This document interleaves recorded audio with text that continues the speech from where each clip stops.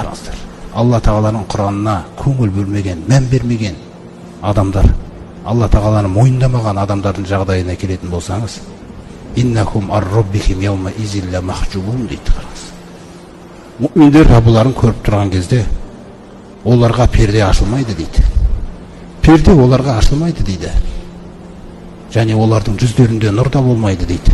Міне келесі аятта соны айтады. Ва уджуху яума изин басира. Ал енді бір жүздер ол күні түнеріп қараяды дейді. Түнеріп қараяды. Қап-қара болады екен. Қорқынышты сәт, құрметті жамағат. Бұны бүйтіп айтып жатқан нәрсеміз, өйткені Аллах тағаланың өзі де оны солай айтады Құранда. Кааннама ухшият уджухухум. Қараңыздар, Алла тағала өзі Құранда айтып жатыр. Олардың жүздерін бүркеген секілді дейді. Не нәрсе дегенде, қитаам минал лейли музлима.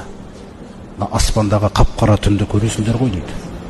Сол қара түнектен кесіп алынған бір бөлік бетіне жапсырылғандай дейді. Қараңыз, олардың беттері қара болады дейді. Тархақухум зилла. Сондай-ақ оларды қорлық басады дейді.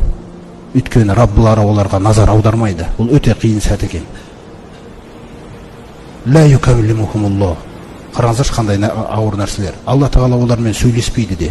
Қараңыздар, Алла тағала олармен сөйлеспейді дейді. Ва ла янзуру илейхим. Алла оларға қарамайды дейді. Ва ла юзаккихим. Аллах тағала оларды тазартпайды да дейді. Қиын жағдай. Сол жүздерді Алла тағала ескертіп жатыр біздерге. Сақ болыңдар деп жатыр бізге. Міне, бір жүздер ол күні түнереді, қараяды. Басқа бір аяттарда айтқандай, Алла тағала алейха ғобара, ол беттерді топырақ, шаң басады дейді. Топырақпен шаң басады. Қап-қара болады, қара түнектей болады дейді. Қара түнектей болады. Сол кезде ол адамдардың жүрегіндегі жағдайды баяндайды Алла тағала енді. Сол жүздері ла илаха иллаллах.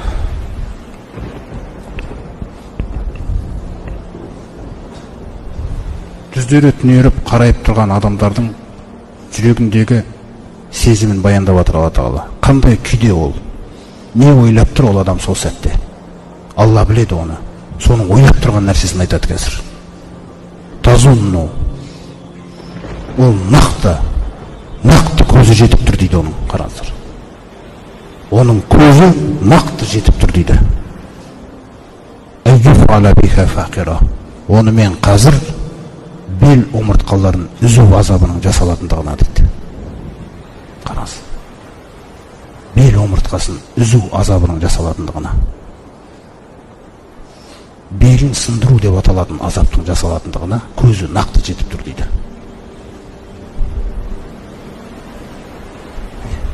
Өте ауыр жағдай, өте бір ауыр азапқа салынатындығына нақты көзі жетті, және ешкімнің соған жаңағы бұдан аман алып қала алмайтындығына көзі жетті дейді. Неге бір Алла тағала бел омыртқасы деген нәрсені көздеп жатыр? Мысалы, жалпы ауыртпалықты білдіріп тұрған нәрсе ғой, ауыр азапты білдіріп тұрған нәрсе, бірақ бұл бел Алла тағалаға еңкеймеген.